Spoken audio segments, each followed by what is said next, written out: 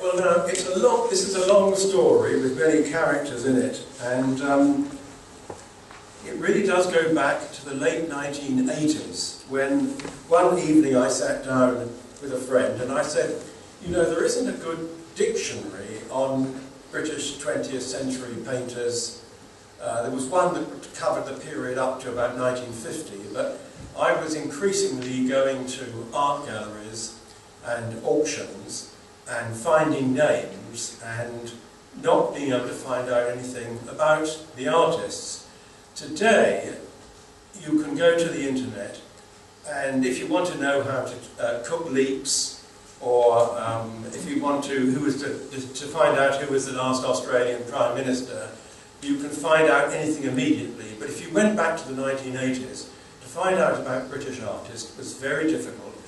In fact, when I first got interested in modern British painting, I was working on a magazine on Piccadilly. This is back in the late 1960s. And if I went to an auction and found a picture with somebody's name on, very often I'd have to scurry off to somewhere like the Westminster Art Library, look through the art index in the hope of finding an article. There just was hardly anything. There were a few books. Today there are monographs on every sort of minor artist you can think of, but at that time the material was very, very sparse indeed. So I said to this friend, you know, somebody really should write a dictionary of modern British painters. Little did I know what I was letting myself in for, because I had quite a lot of catalogues. And I started, I think it was February 1989, and I wasn't working on a computer, I was working on an electronic typewriter.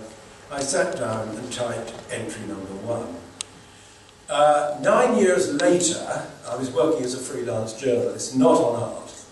9 years later, after spending many, many weekends and many, many evenings, entry number 10,000 was actually written, and I found a very adventurous publisher who was prepared to do it. I might say I went to several major art publishers, but they said nobody was interested. In fact, some guru at the Arts Council said, you've wasted your time for the last 10 years or something, a book is not needed. I might say the book sold out, about 2,000 plus copies in about 2 years, so that shows how it wasn't needed. Now, by the time that the second edition was finished, 2006, it had gone up to 14,000 artists. People say to me now, are you going to do a third edition? I'd rather throw myself over Beachy Head. Anyway, as I began to burrow around in old reference books like Who's Who in Art, I'd come across names of people who'd been appearing year after year after year, and there was no guarantee they were still alive. And I came across Phyllis Bray. And I thought, well now, is Phyllis Bray still alive? She's recorded here, but she must be fairly elderly. Now, being a journalist, and used to doing a little bit of doorstepping over the years, I thought, right, there's an address here up in Hampstead. I'll go up one day and knock on the door. And this I did. I went up to Hampstead, 46 Platts Lane, knocked on the door, and Eric, Phyllis's husband, said, yes, he said, Phyllis is still alive. She's unfortunately suffering from Parkinson's, but you're interested in her career, come up and see her. Well, I met Phyllis on that occasion, very articulate, although she had Parkinson's. And we talked a little bit about the East London group. Now, I remember that years ago, I'd actually photocopied an article from the Studio, written in 1931, about this group called the East London group. But there was really nothing else on it at all. It was by a man called Patrick Kirwan, and it was about 4 or 5 pages with some really outstandingly good pictures in it, notably John Cooper's The Great Ventriloquist. And I said to Phyllis, you know, what happened to this group? She said, well, of course, it really petered out when the Second World War came. And she said, I don't know if anybody else apart from myself is still alive who was connected with the group at that time. But she said, the person who will know about this is my daughter, Philippa, who lives down in Chiswick, who's got a big book of press clippings. So off I went down to Chiswick and met Philippa, who had this book of press clippings, what I call the Red Book. And it was a large collection of clippings about the East London group in the 1920s and the 1930s. I could see that if this was a unique copy, the first thing we had to do was to take a photocopy. And off we went to a photocopier's, and he photocopied every entry. So that was a start, but I still didn't know very much about what happened to the other members of the group, because it was obvious, reading the clippings, that there had been quite a lot of them. Now, Phyllis had been married to an artist called John Cooper, but John Cooper had died in 1943 when he was quite young, so I couldn't speak to John Cooper, that was a certain thing. Philippa had remembered her father, and by the time that he died in 1943, she would have been about 8 or 9, so she had memories of him. These were obviously going to be very useful indeed. So I made the book, I took a copy of the book of press clippings, and then I thought, well, now, who survives? Because this was a group going in the 1920s and 1930s, unless memories are taken down of these artists, they're going to disappear into the ether. And I've always been very keen on recording things that might disappear into the ether, because once they're gone, they're gone. And there was a gallery in the West End who showed some pictures by a man called Walter Steggles. And Walter Steggles came up in this book of clippings. So I thought, well, he's a man I've got to meet. And I got in touch with Walter, who was living down in the West Country, still painting away. An amazing character, Walter. He had rather slightly ill-fitting false teeth. He was madly keen on the stock exchange. He was a great painter. He was extremely articulate. He had a wonderful jacket, I might say not unlike the one I'm wearing at the moment, which was bought at a charity shop in Scotland for £5, but it's very comfortable. Walter's jacket was like the sort of jacket you would have seen on Epsom Racecourse. He was very tall, rather stooping, and he was living with his sister Muriel, and they were most inviting, and I went down and met Walter, and he started to write me memories in his wonderful copperplate handwriting, beautiful handwriting. Well, I mentioned to Philippa that I'd met Walter, and meeting Walter led me to know about his brother Harold, because he and Harold had grown up together and they'd remained great friends right the way through. And then there were obviously other artists to be contacted, and so a sort of network began to build up. This was all alongside doing the dictionary. I was very keen to work on the East London group at the same time, but it did take a long time, because not only was I working as a freelance journalist, but I was doing the dictionary and I was trying to research the East London group, and that I knew had got to be done rather urgently.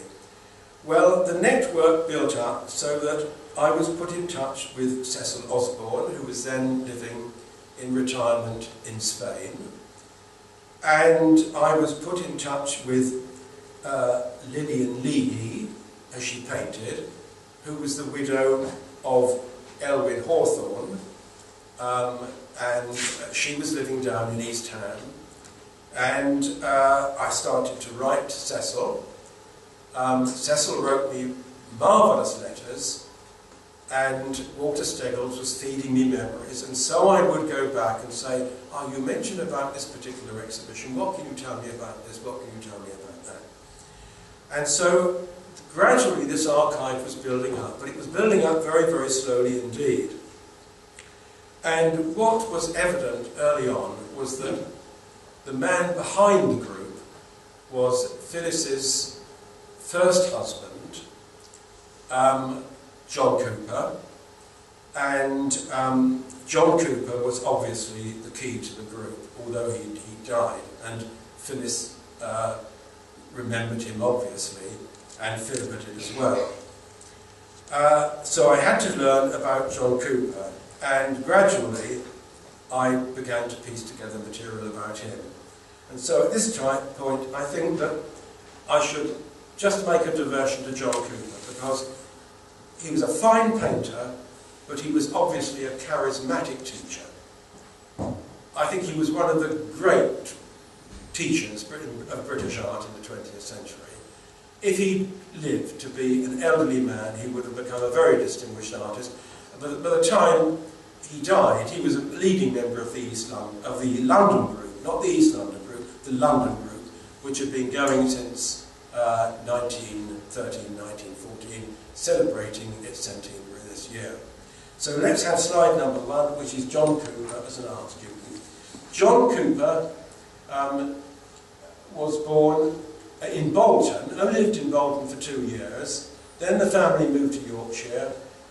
John's father was a wholesaler in the grocery trade, but a self-educator, early on interested in home movies, in science. He took learned journals.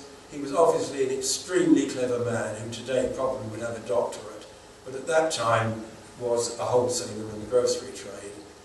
It was a fairly dour sort of background, in fact. I remember Philippa told me that she visited her father in Medstone, in Yorkshire, where they lived, and I think the paintwork was rather Victorian and rather grim. It was a Methodist background. There is the story how on one occasion John, who was fond of the odd pint of beer, secreted a bottle of brown ale under his bed, which his mother found, and waved her fist at him and said, "You've signed the pledge," she said. "You've signed the pledge to abstain from alcohol." But she said, "You've got this bottle of brown ale under the bed." And John Cooper apparently waved the drawer, something like a rolling pin at her, and there was almost a fight over it. So it was quite a sparky sort of background, but they didn't have any objection to John being an artist. And John went to a little art school in Scarborough, obviously showed talent early on. Then he went to art school in Leeds, a very good art school indeed, and Leeds at that time was an extremely active place in the art world. Then he went to Bradford Art School, and then the First World War intervened. And in the First World War, I think he worked as a draftsman in the First World War.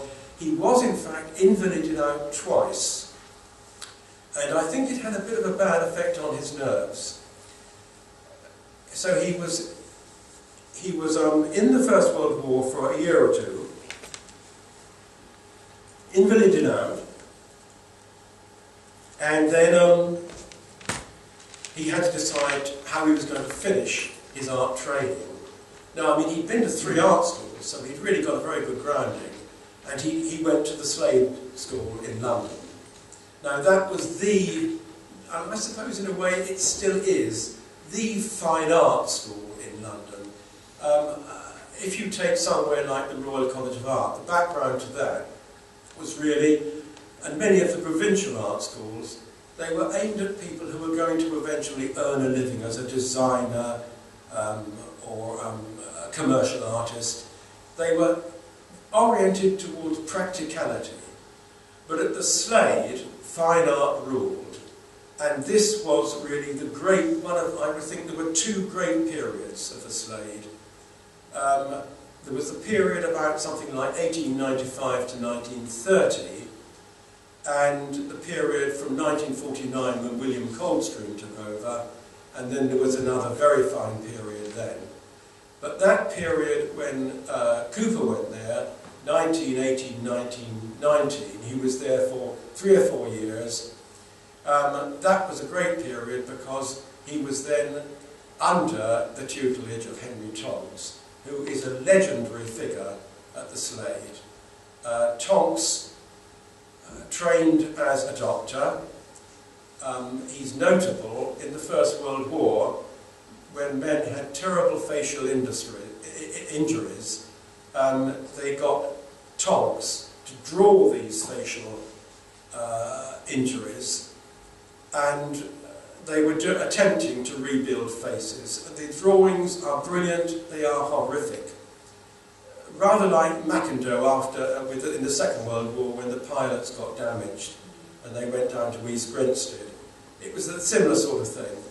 Tonks had a reputation for having an acid tongue. He was the man who could reduce lady students to tears, and they would draw something and he would say, "Why don't you take up knitting?" or something like that. But he was a great teacher and a great draftsman. He started teaching at the Slade quite early on when Fred Brown was the principal, and then he became Slade Professor in 1918, and so that was just when Cooper was starting there. So Cooper was lucky in having Tonks as Slade Professor. If you were good, Tonks would appreciate you. If you fell below the mark, he would make some acid comments. But he was a beacon, there was no doubt about it. Tonks retired in 1930. Phyllis, who I met in Platts Lane, was one of his favoured students. She was at the Slade a bit after John Cooper, but she was one of his favoured students, and at the retirement party at the Slade for Tonks, he's seen sitting with Augustus John and other luminaries.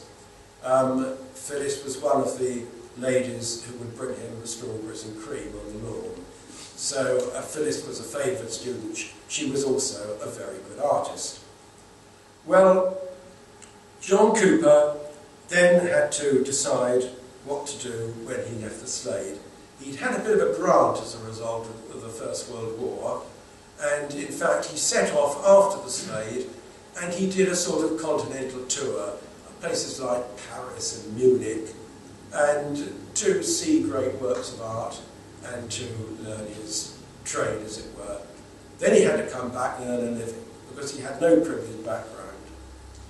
And he decided that he would teach at evening schools. He was led to Bethnal Green, where there was a Bethnal Green Men's Institute, and there was a very enlightened art class there. And so he started teaching at Bethnal Green, where they had started to... There was a man called A.K. Sabin, who was rather enlightened, and they thought they would put on exhibitions of students' work at the Bethnal Green Museum, which they did.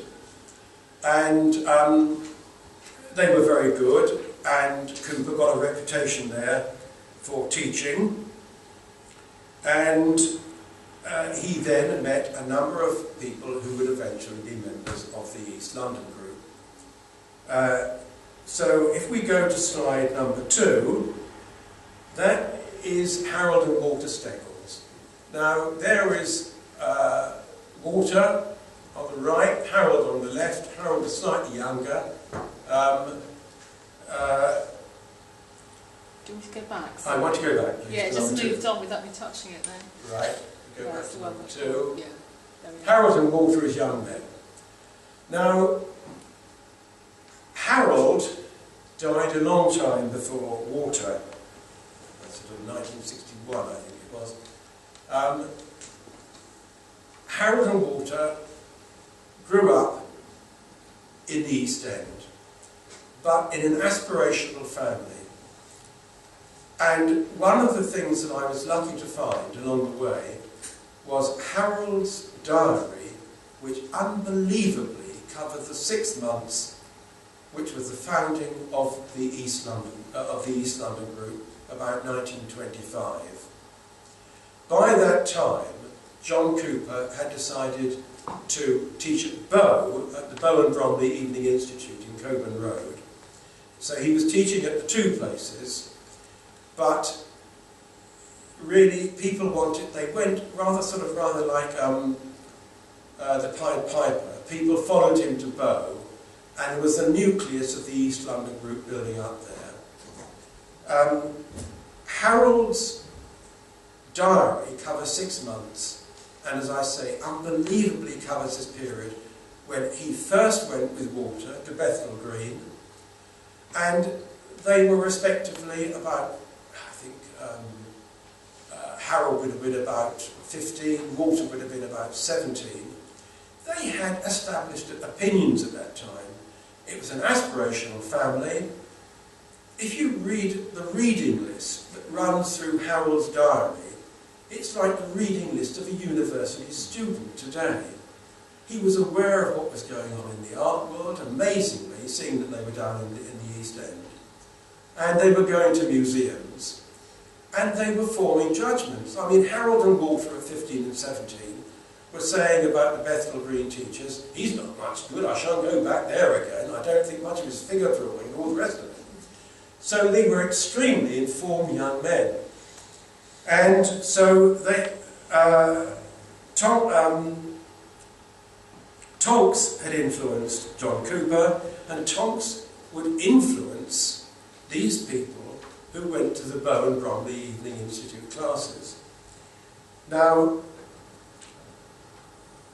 as I say, a number of these people moved from Bethnal Green to Bow because of, I came to the conclusion, because of Cooper's charismatic character. And they didn't just go there for the odd art lesson. No, it was 3 evenings a week, 2 hours an evening. And Cooper thought that, you know, just drawing a pot or something like that wasn't really going to do them much good. The sort of rather dull instruction they'd had at Bethnal Green, he wanted to change all of this, and so he instituted his own series of lectures there, and he was acquainting them with what was going on in modern art in Britain, what was going on abroad. Quite amazing for young people, working people down in Bow at that time. And one of the people who was attracted at that time was Archibald Hattemore. So if we move on to the next slide, Archibald Hattemore, pictured, surrounded by his family, a picture from the newspaper at that time. We need to go back to number 3. We've gone, we're jumping ahead a little bit. There we are, go back to Archibald, sitting in his little East End sitting room, very confined circumstances. These people didn't have easels and studios, they were working in front of the kitchen range. But by that time, Archibald had got a bit of a reputation. And he'd had 1 or 2 pictures exhibited down in the East End. And he was being noticed. He was working quite independently, and he was obviously older than the Steggles brothers. But he joined Cooper's classes, and in the end, the Cooper classes attracted quite a number of people. You've got, if we have illustrations number 4 and 5 now, we've got a picture there. That's a John Cooper picture. John was a realist. There's another Cooper picture of the conductor, if we go back, Bruno Walter. Cooper was passionately keen on music. At some time in the future, I would like to think that somebody's going to be able to do an exhibition of Cooper's picture of musicians. He was drawing the major musicians at that time. He got to know them. He was passionately interested in music. He would take his students to concerts. And he was acquainted with these musicians. He was a man who was clearly very good at networking. And so there's Bruno Walter, the great conductor there, drawn at a concert, obviously, by Cooper. And if we have the next illustration,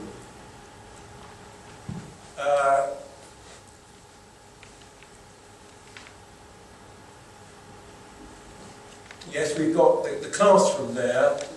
We've got a picture there of a stove by, let me see, that picture of the stove is by, I think, one of the Steggles brothers.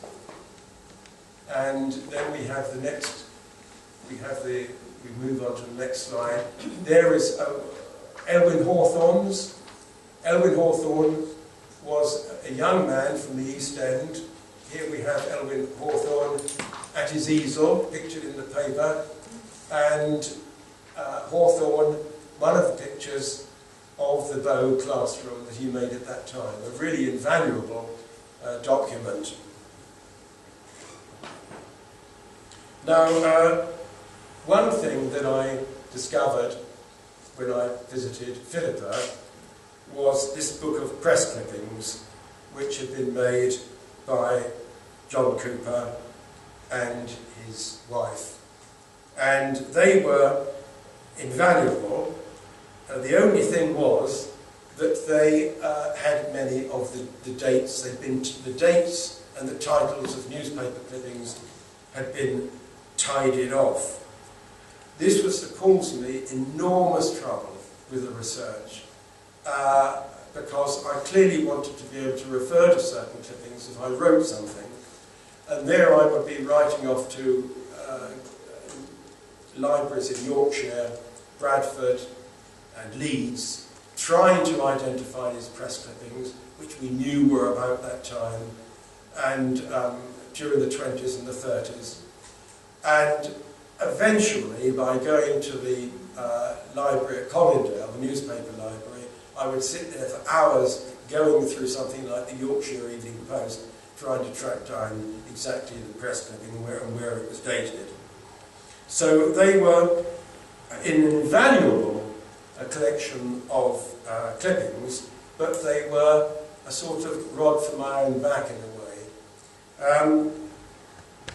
One of the great advances was the discovery in the Tate archive of letters written by Hamilton Dicker to his aunt.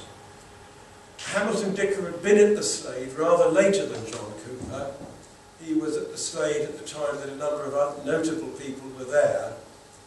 But he'd written to his aunt down in Salisbury an account of what it was like to be at the Slade, and then in fact to meet John Cooper. And there were about 130 letters. These again were a wonderful discovery, because Hamilton Dicker was actually attracted to the East London group. Really, as an outsider, there was the core East London group, students, which numbered about 50 in the end. They came and they went. Teacher being taught by John Cooper, and eventually by his wife, Phyllis Bray, who'd been at the Slade. But Dicker was one of these people who was at the Slade in the late 1920s, early 1930s, and so he would write home to his aunts in Salisbury, and give an account of what was going on. These were an invaluable source on the early days of the East London group, so I was lucky to stumble across those. Eventually, Hamilton Dicker gave up being an artist. There's only one known picture by Hamilton Dicker, which is up in one of the collections in Yorkshire. I think he must have destroyed other work, and it's a tragedy because he was a good artist, but he gave it up and he became a vicar. And I was eventually able to get access to this wonderful series of letters that I don't think had been looked at for years, if ever, in the Slade archive. And I worked very heavily on those because there was Dicker writing home to his aunt and saying, this is what is going on, this is what is going on at the classes down in Bow. Well, down in Bow, Cooper, who was a charismatic character, had attracted the great Camden Town Group painter, Walter Sickert, to come down and give some lectures, rather eccentrically. Wonderful memories there were of Sickert down in Bow, dressed in the most outlandish suit, still wearing carpet slippers, holding forth to young people down in the East End, saying, talking about artists in France that they'd never heard of, as if they were equals. And fortunately, one person who recorded these talks was one of the people who was a student down in the East End, and one of the students recorded these memories of Sickert, and that was another invaluable source. Now, the Dicker letters to his aunt were invaluable. Dicker eventually becomes a vicar, and so moves out of the scene. Cooper's attracting people down to the East End. These classes that he was holding were obviously making an impression. And he attracted down there Charles Aitken, who by that time was the head of the Tate Gallery, which was in the West End, of course. And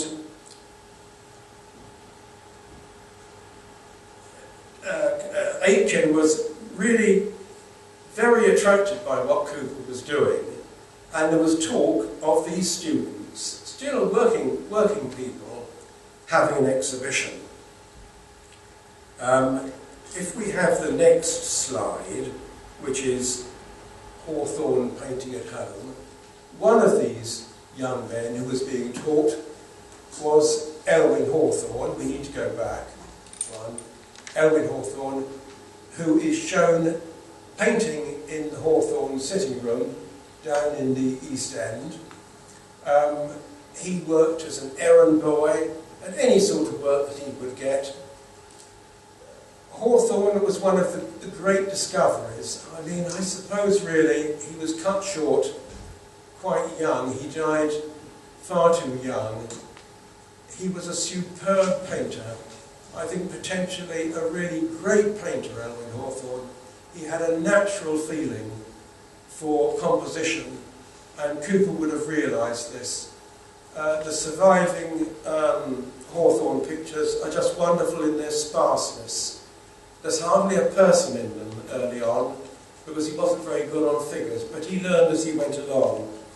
And there he was, painting this cramped East End house. I think his mum would occasionally say to him, all right, you're painting, but what are you going to do about earning a living? Because he worked as an errand boy and that sort of thing. Well, anyway, I'm making no time. They were taken up by Charles Aitken of the Tate. They were brought to the attention of Duveen, the great art dealer, and Aitken said, really, you know, we've got to have an exhibition of these people's work. They had a show at the Whitechapel Art Gallery, 1928, and that was all members of the East London group who more or less wanted to put a picture in. It's a huge show. And it was a great success. I mean, there were stories about urchins coming in and mocking the pictures and all the rest of it. But the Whitechapel Art Gallery at that time was a very enlightened place. And Duveen got it. The great art dealer, Duveen got to hear about this. Aitken attracted him down there because he was himself a charismatic, very self-effacing man. He went to the Tate. He doesn't even get a mention in the Dictionary of National Biography, which is scandalous, really, because he was a very fine director of the Tate for the years that he was there. And he attracted Duveen, the rich dealer, the slightly questionable dealer in pictures. He attracted Duveen down there. He attracted the interest of Arnold Bennett. Arnold Bennett, the very gritty writer, who had a wonderful collection of pictures, and Arnold Bennett, they contacted H.G. Wells. H.G. Wells wasn't very interested, but Arnold Bennett sent a cheque. He was a good man, Arnold Bennett, and he was one of the supporters. Now, they had a show at the Whitechapel Art Gallery, and it really took off. And so if we have the next slide, this which would show Lady Mosley, the first wife of Oswald Mosley, John Cooper here, I'm sorry about this. and if we go on to the next slide, that is John Cooper on the left at the Whitechapel show, Ramsay MacDonald on the right there, if we go back. Ramsay MacDonald was twice attracted down to John Cooper's shows. Such was John Cooper's personality that he could get people like that down there. Obviously, these people began to be talked about. Then if we go on to the next slide, we have leading members of the East London group. Elwyn Hawthorne, go back please. Phyllis Bray, one of the Slade students who married John Cooper, and Brunhild Parker, ex-Slade, very fine painter, eventually settled in France. There was this little nucleus of younger Slade people who were attracted down to the classes that Cooper was doing, and one or two of them actually taught down there as well. So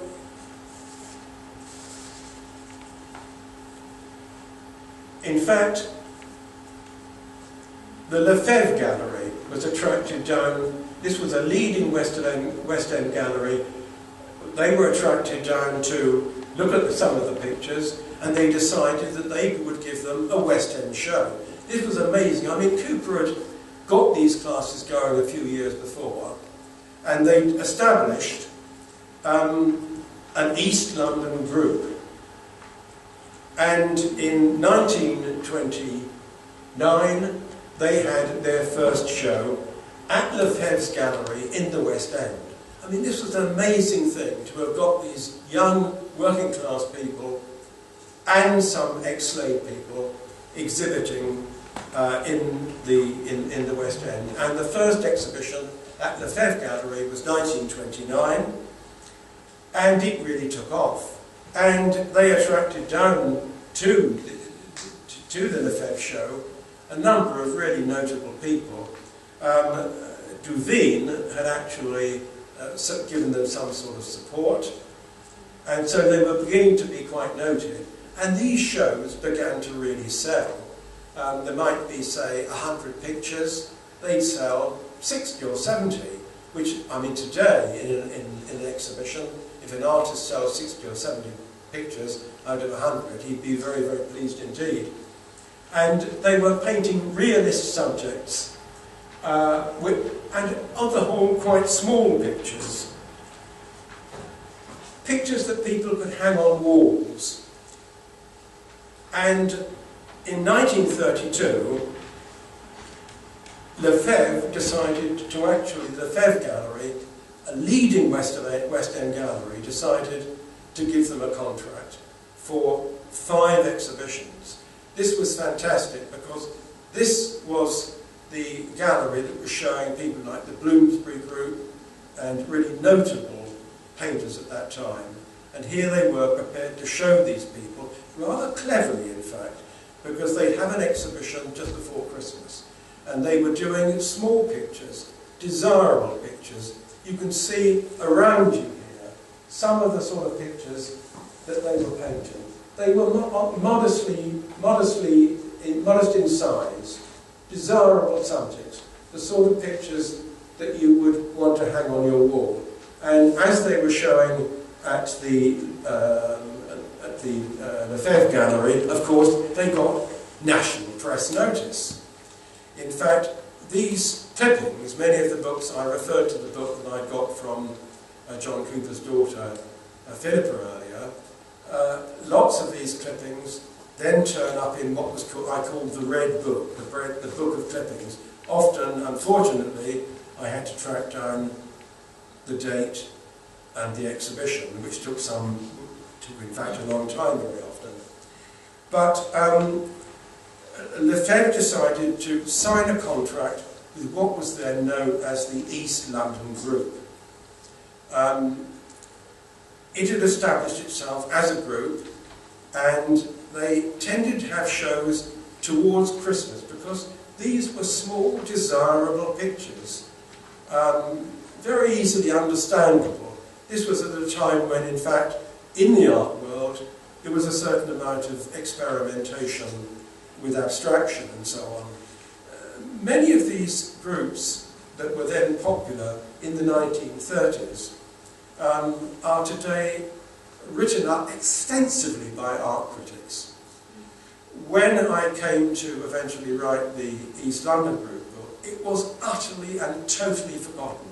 The only article of any note was an article written by a friend of John Cooper's in Studio magazine about sort of 1930 about the group. Apart from that, apart from odd clippings, they were utterly in the art world, utterly, totally forgotten. And yet some of these little groups from the 1930s, like the Objective, the Abstractionists and that, these people would have maybe one show and would be written up by art critics again and again and again. When I came to burrow into the archive, it was evident that the East London Group had been written up extensively. In the end, the East London Group archive was just dozens and dozens of press clippings. They would come in as I progressively met artists and their families. Well, in fact, there were to be 8 exhibitions at the Lefebvre Gallery during the 1930s, up to 1936, when Lefebvre said, right, you're now more or less on your own. By that time, they were in mixed exhibitions with major painters. If you take the collections of some of the people at that time, they were showing people like Trillo and the French Impressionist, and pictures by the East London Group. So they were ranked alongside these people. But by the time I came to think about writing a book, and researching the book, they were utterly and completely forgotten. Now, they went on very successfully during the 1930s, showing at these annual East London Group exhibitions, but they were also taking part in exhibitions outside London, exhibitions abroad. They were being shown in Australia, and very successfully indeed. So the word was spreading about the East London Group, but by 1936, Lefebvre felt that they no longer needed to be part of a group. They were very much on their own, the individual artists. But what really sort of added to the problem with the research was that they got involved in films. There was a film made in the 1930s of the East London Group at work. They got involved in posters. If we go to the next slide, There's one of the posters that Walter Steggles, young Walter Steggles, did for Shell in the Shell series. If we go on to the next slide, number 13, Phyllis Bray, who married John Cooper, the teacher, she did a series of, if we go back, she did a series of murals at the People's Palace down in the Mile End Road, 3 huge murals. That all had to be separately researched. Then, if we go on to the next slide, John Cooper, he went to teach at the Central School, and he revived the teaching of mosaic at the Central School, and formed a whole group of people working in mosaic all over the country. Then I found I had to research the history of mosaic in Britain in the 1920s and 30s, and also Cooper's place at the Central School, where he became a leading figure. There are mosaics up in Yorkshire, on a housing estate which still exists, but there's this wonderful mosaic in Hampstead, at the cabbage shelter there, which Cooper did with some of his students who were East London group people who went to the Central School in the evenings to study with him. And this survives in London. If you go to the cabbage shelter up in Hampstead, you will see this, when the cabbage shelter is open for coffee and tea and buns, you will find this as a sort of apron in front of it, still in wonderful condition. And Cooper got so prolific at mosaic that he was able to set up a studio in London and carry out a number of mosaic projects. Separately to be researched one day, I'm sure, because I began to find, in fact, that there were ramifications in every direction. Cooper died during, he died, let me see, during the war. He was taken ill, he went back to Yorkshire to his parents' home. Phyllis Bray went on working, and she became an expert in painting murals, working with Hans Zweibusch. And there were other artists who had to be researched. Well, in fact, I had to research 33 artists altogether, and since the book has come out, it has emerged, there's been an East London Group website set up, and further artist memories have come to mind. This is an ongoing thing, the East London Group thing now. The East London Group site is well worth having a look at, and of course, eventually, the book was published, and I've only managed to skate over the story of the East London Group here. We can bound on for a few minutes. If we go to slide number 15, that's John Cooper. That's John Cooper's great picture, The Great Ventriloquist. He used to paint at the seaside. We go on to Elwyn Hawthorne's picture, Cumberland Market, which is on the cover of the book, and I think shows what really potentially a great ex-painter Elwyn Hawthorne was. It's invidious to name the finest member of the East London Group. Hawthorne was potentially a great artist in my opinion. The composition of that picture is just wonderful. We go on to the next slide. Lillian married Elwyn Hawthorne, became a member of the group. She obviously became a proficient artist. We go on to Henry Silk, basket maker in the East End. All of these stories are in the book. Henry Silk, basket maker. We go on to Cecil Osborne. Cecil was my correspondent from Spain for a number of years. We go on to Grace Oscroft, who worked in the bicycle shop down in Bow. Very fine artist. I'm afraid some of her work has been destroyed. We go on to Harold Steggles. What a superb picture that is. High Wycombe by Harold. We go on to Walter's. Harold died quite young. Walter went on painting into old age. That's Walter. Railway fence. We go on to Brynhild Parker, ex-Slade, a wonderful painter, went to live in the south of France and ran a sort of boarding house there. We get on to the final picture, Albert Turpin's Hackney Empire. Albert became Mayor of Bethnal Green and survived well after the East London group, painting wonderful pictures of the East End. They are a marvellous record of the old East End.